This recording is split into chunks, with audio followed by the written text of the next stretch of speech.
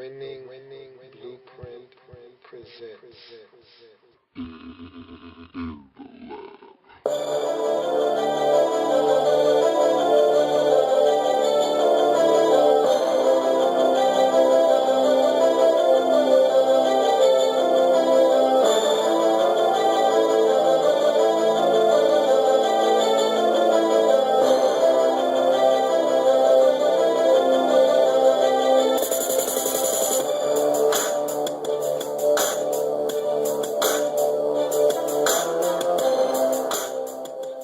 In the lab room, the market.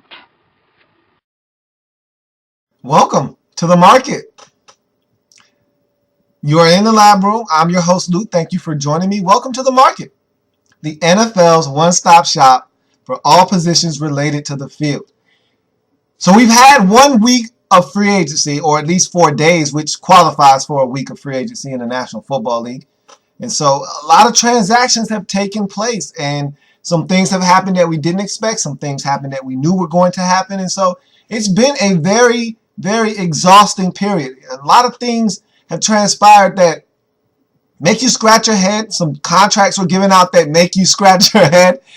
But all in all, most teams were able to get the guy that they coveted. And so it's an ongoing process. All the free agents aren't done. A lot of big-name free agents are still out on the market. You got guys like Jake Long and Eric Winston who haven't signed deals yet. And so there are still a lot of guys out there that can be had and will be had here over the next several weeks. But let's talk about how the first week of free agency went down. And we're going to call this the week in review. So this is the market, the week in review for the first week of free agency.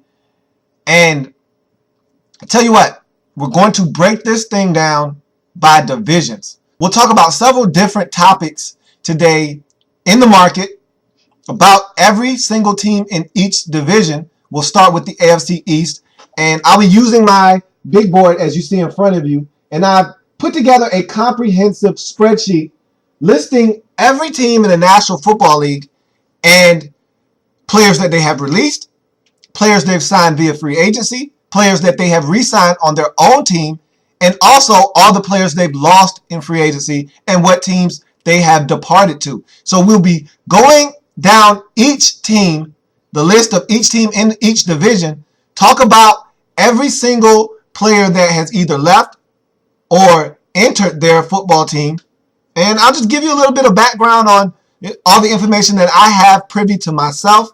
And we'll just go from there. So we'll start with the AFC East, and we'll work our way down. And so the first division that we'll talk about is the AFC East. And I'll be using my board at all times when talking about the AFC East and all the moves that have been made in this division. So we start with the Buffalo Bills. Buffalo Bills. Now the Buffalo Bills, they've had a busy offseason again. New head coach in Doug Marrone. And so a lot of moving pieces here. Once you get a new head coach, guys that were there before won't be there for long, especially if the new coach, the new regime thinks that, hey, this guy isn't someone that I really need on my roster. He's taking up some space. He's earning a lot of money. And frankly, we don't have to have this guy. So, you know, there's a lot of turnover when you get a new head coach. And so the Bills have a new head coach. And so there's been quite a bit of turnover in Buffalo, but I think it's for the best. The Bills need a fresh start, a clean slate in Buffalo, and I like the direction that they're going in. Again, it's the offseason. Everything on paper looks good, but again, it's the offseason. Keep that in mind, but you always want to start out with a foundation, and the offseason is where that foundation is built. So the release players for the Buffalo Bills are Ryan Fitzpatrick, Chris Kelsey. He did not get released. He retired. So Chris Kelsey is done with the National Football League. He's going to file his papers to retire. And so his career in Buffalo is essentially done. You look at George Wilson. We all know you released him in the offseason, and he's already found a home in Tennessee. And so he's gone. Nick Barnett gone as well. And also Terrence McGee, the veteran corner that's been there for a while. And I was honestly shocked that Terrence McGee hung around this long. I thought he was actually going to be released in the offseason last year when you drafted your first-round pick out of South Carolina, Stephon Gilmore. So it was good to see Terrence McGee hang around for another year, but now he is gone as well. So you look at free agent signees, and the Bills haven't been that busy in free agency, only signing one free agent. But again, and it's okay. You go out, you draft some guys, you make some things happen. You don't have to spend all of your money in free agency if you don't like, and the Bills have chosen really not to spend a lot of money in free agency. That's fine. So the only free agent signee to this point for the Buffalo Bills, Manny Lawson, the outside linebacker from Cincinnati. This is a guy that I think a lot of people are disappointed in because he's got raw athleticism. I mean, the guy's a 4.5 40 guy. He can run with the best of them in the league at the linebacker position. He's long. He's 6'6", 6'7". He's lanky. He's athletic. You just expecting a guy that can just dominate and take over a game, and he just frankly can't do that. And he's a guy that's an average defender. Again, he can run with tight ends, but he doesn't do anything overly well. Everything he does is just solid. And for the athleticism and the speed and the height and the measurables that he has, that's unacceptable. And so Manny Lawson has been a guy that's underachieved in his career. You're going to see if maybe you can be the team that you get the most out of Manny Lawson. I doubt it, but why not? You look at re-signees, you only have one of those as well. Jarius Byrd, you put the franchise tag on him. So, again, the Bills not overly aggressive in free agency, but, again, you don't have to be. Sometimes the moves you don't make are the ones that are the best moves in free agency.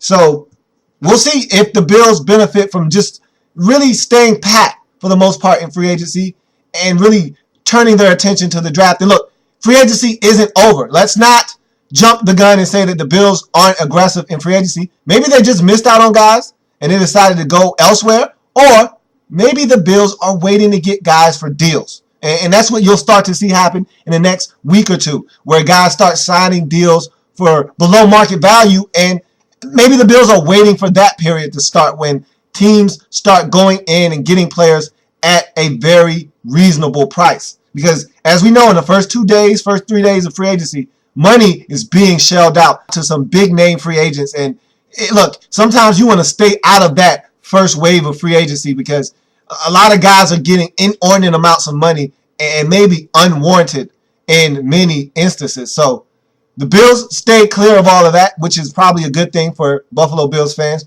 It's been a while since the Bills can say, hey, we haven't overpaid for an aging veteran. So maybe that's a good thing. We'll see. Guys you lost in free agency, and it sucks if you're a Bills fan. Some of these guys should have been back in Buffalo, but it is what it is.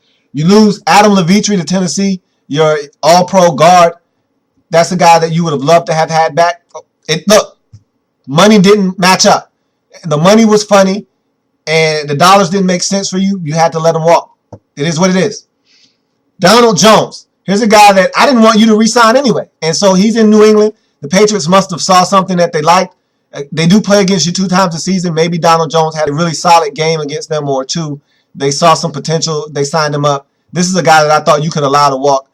To me, he's solid. He's nothing special. Let the Patriots deal with that. I think you guys did the right thing by not re-signing Donald Jones.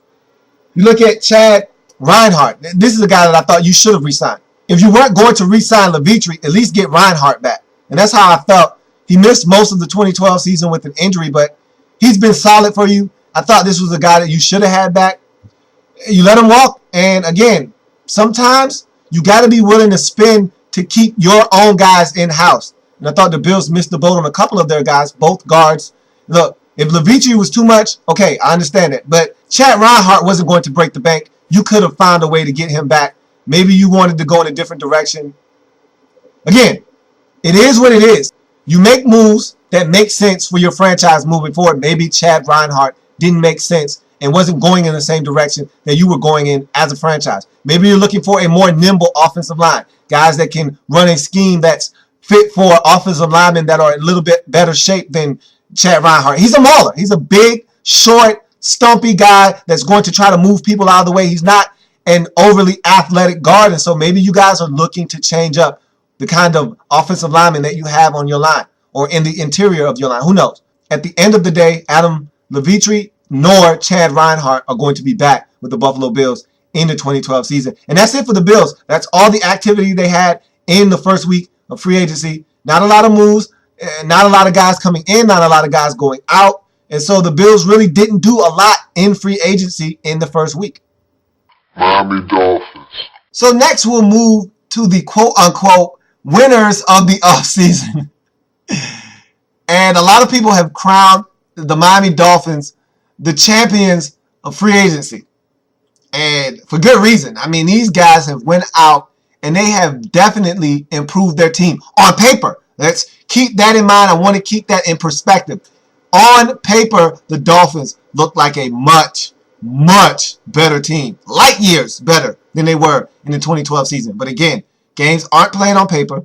Games are played on the field. And so they're going to have to get continuity with these guys that they brought in. They're going to have to get production out of these guys that they brought in because they spent a ton of money over this first week of free agency. And so they're going to have to make sure that they get the production out of these guys that they paid for. And so I'm going to be using my board, as you see in front of you, to talk about the Miami Dolphins. And look, this is a comprehensive list of everything that the Dolphins have done in free agency to this point. Again, we're going to go over several topics. Among them, players released, free agent signees, re-signees, and players lost in free agency. So let's go over these categories for the Miami Dolphins. And I'll be using my big board as a reference the entire time that I'm speaking with you. So you look at the Dolphins, and you had two releases. When you started going in on free agency and spending all of this money, you knew there was going to be a backlash and someone was going to have to go because you were going to need to fit some of these contracts in. The minute you went out and got L.A.B, and then you went and turned around and got Philip Wheeler, literally an hour later, you knew some guys were going to have to be on their way out in Miami. Everyone wasn't going to be able to fit in that linebacking core. And so the two casualties of free agency were Carlos Dansby and Kevin Burnett. Both of those guys were released by the Dolphins, and so they won't be back with the team in the 2013 season and moving forward. So looking at the Dolphins roster, it's going to be a little bit different. Okay, it's going to be a lot different, and those two guys won't be a part of the roster moving forward. So you look at the free agent signees, and this is where the Dolphins made a huge splash in the first week of free agency. They really made a concerted effort to go out and spend money to get guys in that they thought could make a difference. And that's what it's about in the National Football League, getting difference makers on the field. And Jeff Ireland finally went out and spent some money to try to help better this football team. And I think this was a move of desperation for Jeff Ireland. Okay, I think this is it for him. If the Dolphins have another lackluster season, he's probably going to be fired. So he knew he had to upgrade this roster, and I think he did a really good job in free agency. Now you have to go and do the same thing in the draft. Free agency is not over, so let's not act like it's done. There's still a lot of time left in free agency, a lot of time for the Dolphins to make some more moves. They have some more cap space. They can be a player still in free agency, but they need to make sure they finish off this offseason with a very good draft as well. So let's look at some of the free agent signees for the Dolphins. Of course, Mike Wallace, 5 years, $65 million. That was the first big splash move of free agency. Dolphins got their man. They got their number one wide receiver for Ryan Tannehill. Big move for the Dolphins. Let's see if Mike Wallace can get back to that 2011 form when he was dynamite and one of the best receivers in the National Football League. You signed up L.A.B for a 5-year, $35 million contract. A lot of money for a guy that hasn't really proven himself in the league. He had a stellar 2012 season, but before that, he was just a solid linebacker. Last year, he really kind of spread his wings and started to fly. Now you're giving him this deal. Now he has to perform up to this contract. Hopefully, it won't be too much pressure for L.A.B. He's a really good linebacker. Let's hope he can become great with the kind of money you're paying him. You look at Philip Wheeler, another guy that had a stellar 2012 season, but before that was just average. Philip Wheeler was out in Oakland last year, coming from Indianapolis. He signed a 1-year deal with the Raiders and played out of his mind in Oakland. A lot of people weren't watching the Raiders for good reason, but he came in, played really good football, and so Philip Wheeler was rewarded with a 5-year, $26 million deal, and so he's a really good outside linebacker. He's instinctive. He flies to the football. He's very physical. That's the thing I love about Philip Wheeler the most. Very physical. Not afraid to stick his nose in there.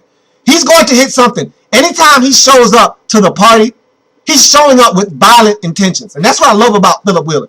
He's going to put his body on the line, and If a blocker is coming in there, a guard, a center, doesn't matter. If they're coming in to fill in a hole, Phillip Wheeler will meet him in that hole, and it will be a violent collision. And that running back will not be traveling up that gap. I can assure you of that. And so Phillip Wheeler is a guy that will help you in the 2013 season and moving forward. So I think that's a great signing. A lot of money, but still a great signing. You got your guy, and that's what's important. You look at another signing. I thought this one was big, and I don't really know how he fits in. I think this one was kind of overkill, but I like the move. I really like what the Dolphins are doing on offense, and that's Brandon Gibson. Here's a receiver that in St. Louis was undervalued. He had his best season of his career in 2012. They let him walk away. He's coming into Miami, and he's looking like he's going to be like the fourth option, because if you look at what the Dolphins can put on the field now, re-signing Brian Hartline, getting Mike Wallace.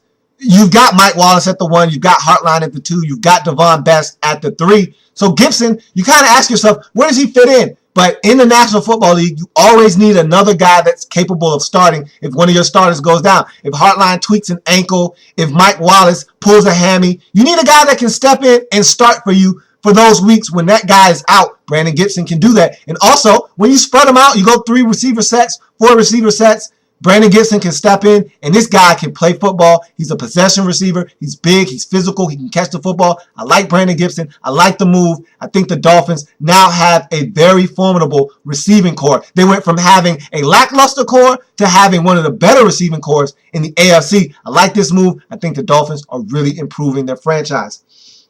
You look at another move the Dolphins made, Dustin Keller at the tight end position. So you go from not really having a lot of weapons. Anthony Fasano was nice a season ago.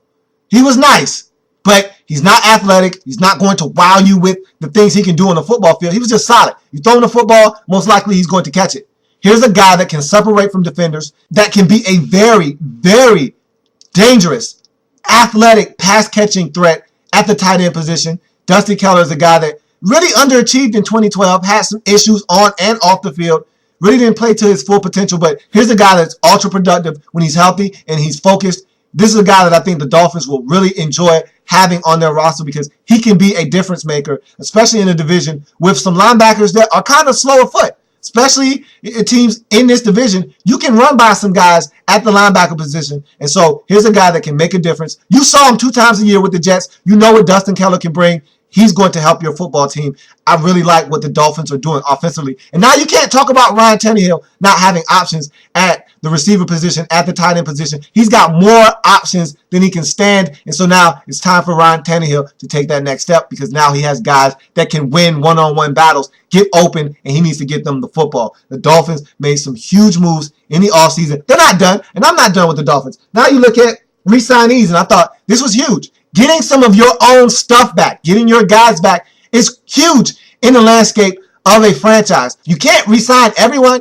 but there are some guys that are worth holding on to, and the Dolphins realized that, and they held on to some key guys on their football team. Let's talk about some of them. Chris Clemens. I thought this was a must because if you're not going to keep Sean Smith at the cornerback position, you need to keep your safeties intact, and they were able to do that. You have Rashad Jones, which I think is a beast, and then you have now Chris Clemens back in the fold at the safety position. So now you're looking good in the safety. Now look, 1-year deal. It's a prove-it deal. And so Chris Clemens will probably be back on the market next year. If he has a stellar season, he'll be looking to be paid. And I don't know if the Dolphins will be in a position financially to do that. But can't worry about too far in the future. Worry about 2013 and know that Chris Clemens will be back for that campaign. You also look at Brian Hartline. Here's a guy that you re-signed in the offseason. I thought that was a huge move, getting him back. Thought that was awesome on the part of the Dolphins. Here's a guy that really showed up in 2012. When you didn't have a lot going on offense, here's a guy that showed up, made some plays. Brian Hartline is a guy that you can trust at that number 2 wide receiver position. Thought that was a huge signing for the Miami Dolphins. You look at Randy Starks. Here's a guy that you franchise tag. And this was a big move. You had several different options you could have went to for the franchise tag. You decided to slap it on Randy Starks. Here's a guy that, ever since coming over from Tennessee, has been dominant for you at the defensive tackle position. He's been playing really good football. He's been playing sound football.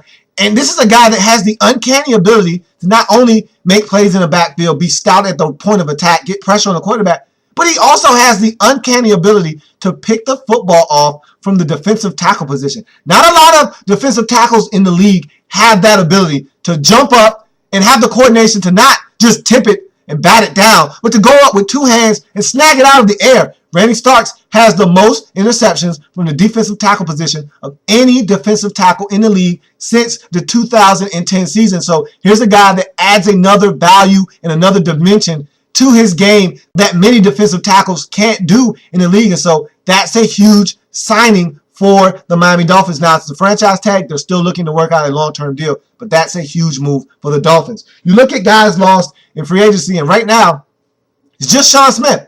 And you really had no interest in re-signing Sean Smith. You were perfectly fine with him walking away. So he's no longer a member of the Dolphins. He signed a deal with the Kansas City Chiefs. He's gone. And another guy that's not listed on this list because officially he's not gone, but he's not coming back, is Jake Long. We all know he's gone. He won't be back. So that's another issue. And I think what the Dolphins will look to do to address that is move Jonathan Martin over from the right side to the left side. And then you're probably going to look in the draft for a right tackle to address that need. And so I think the Dolphins are sitting in pretty good shape right now. I really love what they did in the offseason. Let's hope these moves pan out. But I tell you what, right now, if you're the Dolphins, you're screaming, the champs are here! The champs are here! But only for the offseason. Only for free agency. These are your free agent first week champions. They had a huge week in free agency, did the Miami Dolphins. New England Patriots. Next up, the big bad New England Patriots. These are the guys that reign supreme over this division in the AFC East. No one's been able to knock them off of this mountain for the last 2 seasons. And so it's going to be a tough challenge to knock these Patriots off. They just seem to keep retooling. This is a team that they don't rebuild. They just reload. And even when they lose guys, it's been a tumultuous offseason with the departure of Wes Welker. Even when they lose guys, they don't miss a beat. And they're going to be heavily criticized for the Wes Welker handling.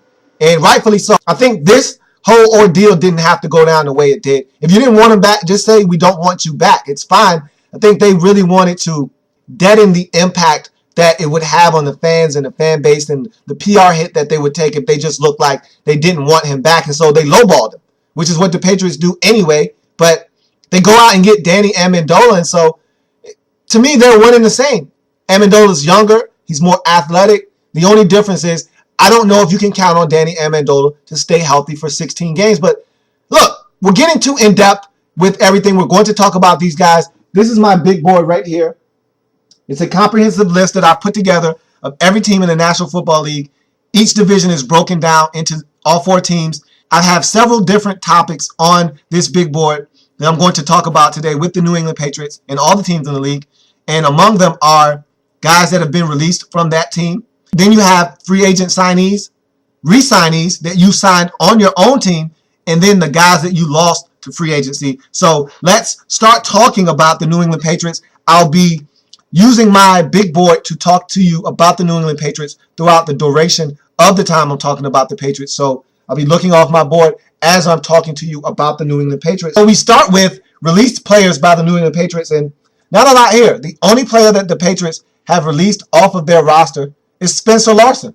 And here's a guy that you're not going to miss. So we just go on to free agent signings. And so you look at the Patriots, here's a very busy team.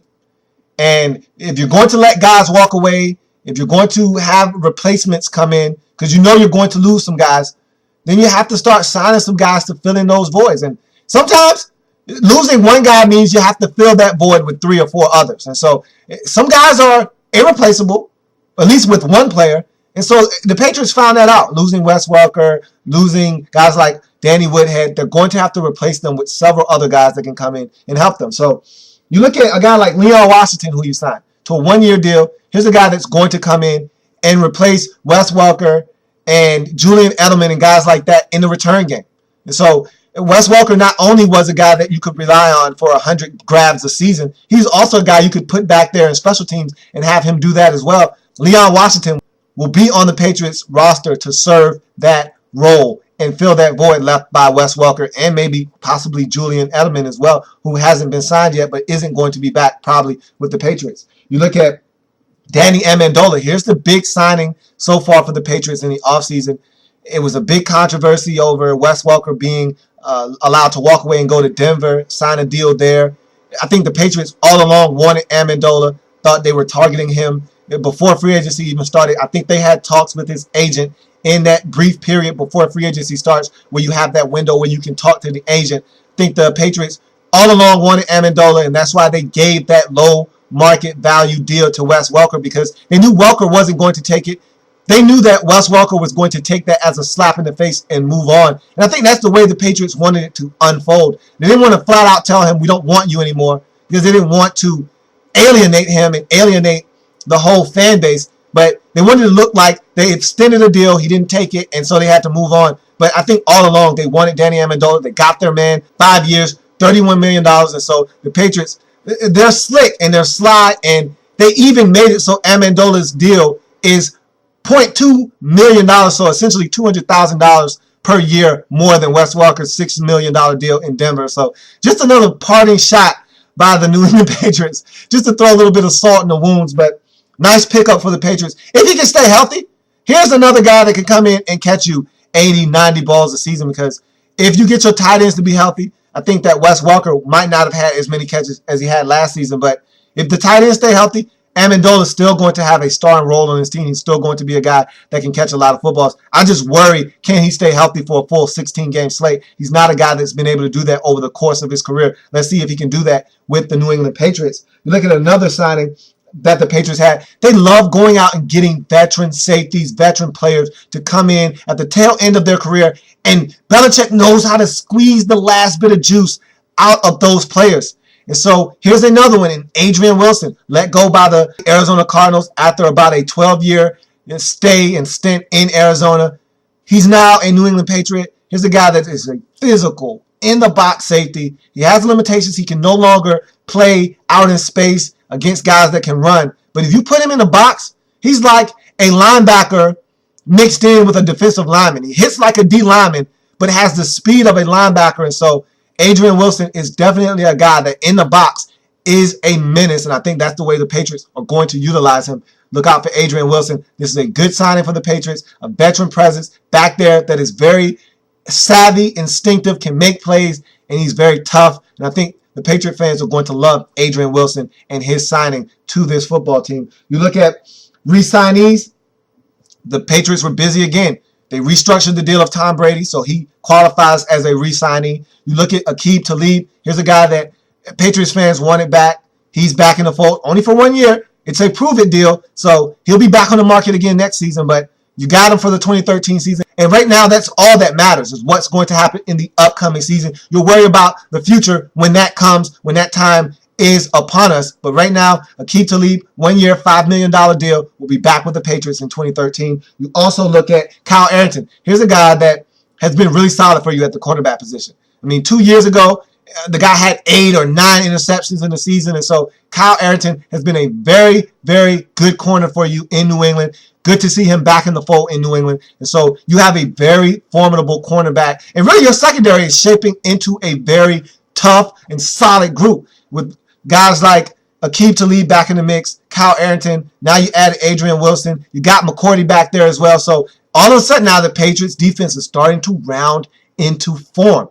Again, you're mixing in veterans with a lot of young guys. This thing could work out for the Patriots in the long run. I like some of these moves, and Kyle Arrington is the guy that you wanted back and you got back. 4 years, over $16 million. So Kyle Arrington will be a New England Patriot for at least a little while longer with that 4 year, $16 million deal that he signed. So now you look at Patriots that were lost in free agency. Not many. Were some notable ones, though. Not many, but some notable ones that the Patriots did lose in free agency. Wes Welker. We all know about Wes Welker and him departing to Denver. He's gone, not coming back. That's going to be interesting. You know they're going to play that whole thing up when the Broncos and the Patriots meet in the regular season. That'll be a huge storyline down the road. You also look at Danny Woodhead. Here's a guy that was huge in the Patriots offense. I think very underrated in what he was able to bring to the table for the Patriots. He's now in San Diego. So that's a guy that I thought the Patriots should have brought back. I guess they felt like with the production they got out of their running backs in the 2012 season, he was a guy that they could let walk away. He's gone now in San Diego. And here's another guy, Donald Thomas, gone. He's now in Indianapolis as he is now a Colt. And so that's a huge move for the Colts. And a lot of people maybe even Patriots fans don't realize that Donald Thomas was huge for you in the 2012 season, filling in for guys in the interior of the line at guard when they were injured. He stepped in and you didn't miss a beat offensively, and so you're going to miss his presence. Patriots really would have liked to have had him back, but he was looking to get paid like a starter. Patriots weren't going to do that, and so he had to move on. He's now gone. And there's another guy that's not on this list, but you basically can put him on the list. Hasn't been signed yet, but Sebastian Vollmer will find a home here shortly with someone else. And so we'll see if Sebastian Vollmer comes off the market here next week. But he's a guy that you could basically add to this list because he won't be back in New England. You will lose him. He was a good, really good right tackle for you. You're going to have to replace him.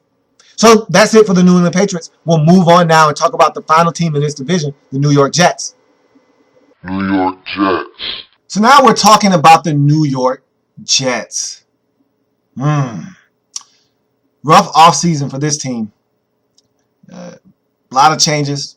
You get rid of your GM, and rightfully so. He left you in a cap nightmare. What a mess was left by Mike Tannenbaum, or what? You guys have one of the worst cap situations, and there's some teams that are in dire straits with their cap situation, but it was because the league brought upon sanctions on them, and so they have a reason to be in a hole, like the Cowboys, like the Redskins. Your situation, on the other hand, was brought on by yourself. You made some bad moves, signed some guys up to some bad deals, and now you're trying to get from under some of them. You restructured Santonio Holmes, which was big. His deal is a mess, and so you've got some work to do. You had to chop some guys off of this roster and really trim off fat that was really weighing down your salary cap situation. And so the Jets are making some moves quietly. They're starting to become players in free agency. I'm going to be honest with you. The Jets and some of these moves that they've made, I don't really know what some of these moves are going to do as far as upgrading your team. But we'll see. So let's talk about the New York Jets. And I'll be consulting my big board as I have a comprehensive list that I've put together of every team in the National Football League. I've broken them down into divisions. And among the topics on this spreadsheet pertaining to the teams and what they've been able to do in free agency are players released, free agent signees, re-signees, and players lost in free agency. So let's talk about the New York Jets. And you look at players released, they've got quite a few because they had to trim off a lot of this fat to try to get under the cap so that they could have some flexibility to spend some money on some guys in free agency. And so you look at some of these moves. Saoni Pua, gone from the defensive tackle position. He's no longer a Jet. You look at Bart Scott, Calvin Pace, those two linebackers, gone. And they were getting up there in age and their production had started to drop. And so the money and the production weren't matching up. They had to go.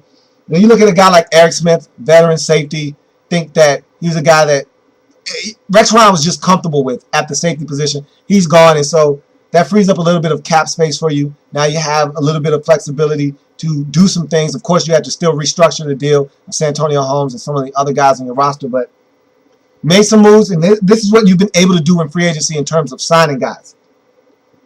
David Garrard, look, you need all the quarterbacks you can get. Looks like you guys are going to start signing up a slew of quarterbacks to come in and compete for your starting job. The Arizona Cardinals recently released Kevin Kolb. Sounds like he's going to be heading to New York. Nothing's been finalized yet, but looks like he's going to New York to try to get his name in the hat for that starting job in New York. Add David Garrard to that list. He's already in New York, had a workout. They were impressed. They signed him up. Here's a guy that hasn't played in the league in the last 2 seasons. Probably has a lot of gas left in his tank because he hasn't been in the league the last 2 seasons or so. If he's actually healthy, David Garrard is a guy that was a Pro Bowl quarterback, 4 seasons ago, and so he can come in and play some solid football for you, maybe upgrade the quarterback position for you.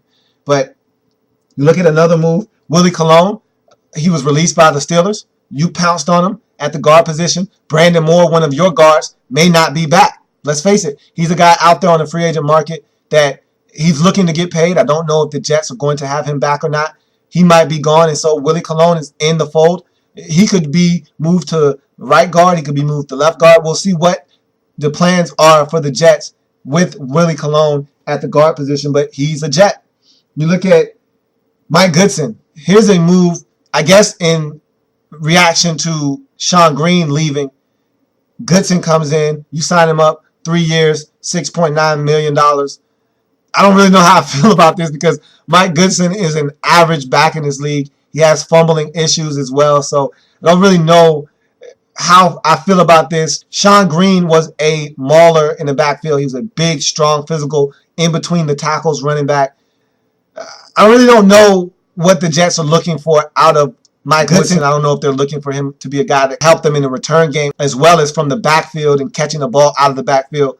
But I guess they feel like Mike Goodson is someone that can upgrade their roster, so they signed him. Then you have a guy like Antonio Gray. Here's another signing that the Jets made, and a really good one for the Jets. Another defensive tackle. He's a talented guy. Just needs to focus. Sometimes I think he loses sight of having that focus that you need week in and week out, play in and play out. But he's a guy that's extremely talented in Antonio Gray. Let go by the Chargers. He's now in the Jets roster. Here's a guy that could help you make some plays along this defense. I think that was a solid signing by the New York Jets. Now you look at guys that the Jets re-signed to their roster, and only one guy here, Lex Hilliard. He'll be back, fullback / running back for the Jets. Solid pickup. I don't have any kinds of strong feelings either one way or another. Here's a guy that you want back. You got him back. Lex Hilliard's back in the fold. He can play running back for you in a pinch. He's a guy that can catch the football out of the backfield, and he can play some fullback for you. Solid pickup or re-signing for the Jets, Lex Hilliard. So now you look at lost in free agency. And guys lost in free agency, you lost some key pieces on your team from the 2012 campaign. Let's be frank. Some of these guys are going to be irreplaceable in this season. Maybe you can replace them through the draft in later years. Maybe you can replace them through free agency in the upcoming season. But as of right now, just looking at it from afar and on paper, you're not going to be able to replace LaRon Landry at the safety position. He's a guy that you got on the cheap. It was a prove-it one-year deal. He came from Washington, was banged up. You really wanted to see was he going to be able to remain healthy for you. That was the question mark coming into the season last year. He stayed healthy. He performed for you. You couldn't afford to pay him. He had to walk away. You're not going to be able to replace his production from the 2012 season. And that's a fact. And so you're going to be hurting at the safety position with the absence of LaRon Landry. You also take a look at another guy that's gone, Mike DeVito. Here's a stout, run, defending defensive end in the 3-4 defense. You're going to miss Mike DeVito. You wanted him back, but you knew you couldn't afford to compete with teams like the Kansas City Chiefs that were going to be able to pony up and pay Mike DeVito some really good money for his services, a guy that's going to be really stout against the run. Not going to get any pressure on the quarterback, but he's really good at what he does, and that's being a guy that's stout at the point of attack. He's really a guy that you can't move on that defensive line when you try to run at him. He's not going anywhere. In fact, he might find his way to your backfield if you're not careful. Mike DeVito not going to be with the Jets. He's in Kansas City. That's a huge loss for the New York Jets. We look at another move the Jets are going to be really lamenting in the offseason. Dustin Keller. Didn't do a lot for you in the 2012 season. Has some on-the-field and off-the-field issues. But this is a guy that you know all too well can be very productive at the tight end position. At one point, this was the only guy you had on your offense that could catch the football. And so you're going to miss Dustin Keller. You're going to miss his production. Let's see if you can replace him. And this is a position that I think you might have some guys on your roster right now that could step up and make some plays for you. Or you could go out into the draft or into free agency. There's still some other tight ends available, like a Ben Watson that can come in and replace Dustin Keller. But this is a guy that was ultra productive for you during his tenure in New York. He's now gone. He's now a Miami Dolphin. So you'll still be seeing him 2 times a year. So we'll see how that works out for the Dolphins and for you. Now you look at another guy gone, Sean Green. Okay, best back out of your stable of backs that you had in 2012. And he was a guy that was a catalyst in you getting to the AFC Championship game a couple of times. And so you're going to miss Sean Green. He wasn't flashy. He wasn't a guy that was going to outrun anyone, but he was tough. He was a guy that you knew if you gave him the football, he was going to give you everything he had. Tough runner. You're going to miss Sean Green. And that's it for the Jets in free agency. You let some guys go. You had to watch some guys leave because you didn't have any money. Your cap situation was a mess. You were able to re-sign some guys on the cheap, but again, I don't know how many of these guys that you signed are the true difference makers. And so we'll see what the Jets are able to do with what they have. And look, they have little resources. And so for the little resources that they have, I think the Jets have done a solid job in free agency thus far. And that's going to do it for the AFC East as a whole in the first week of free agency. A lot of moves were made by some of these teams in this division, especially the Dolphins. They made a lot of splash moves in the first couple of days of free agency. And so if there was a early free agency winner in this division, it'd be the Miami Dolphins. They made a lot of moves to help better their football team. And not to say that the other teams in the division didn't make moves, because I feel like the Patriots made a lot of good moves. But if there was a award given out for free agency in the first week, it'd have to go to the Miami Dolphins. And that's going to do it in the market for the week in review, week 1. Buyer beware. I say it all the time. Buyer beware. All these teams have made moves to better their franchises in their minds. Be careful what you spend on these guys, because you can't get your money back at the market. There is no return policy. There are no receipts. There is no returning your merchandise to the store. All sales are final. Remember that. Hopefully you get the production out of these guys that you paid for, because it's a shame when you go into the market, you pay something for an item, you get it, and it's not what you thought you were getting. So hopefully that's not the case for any of these teams, but that's going to do it for the AFC East in the market. The market.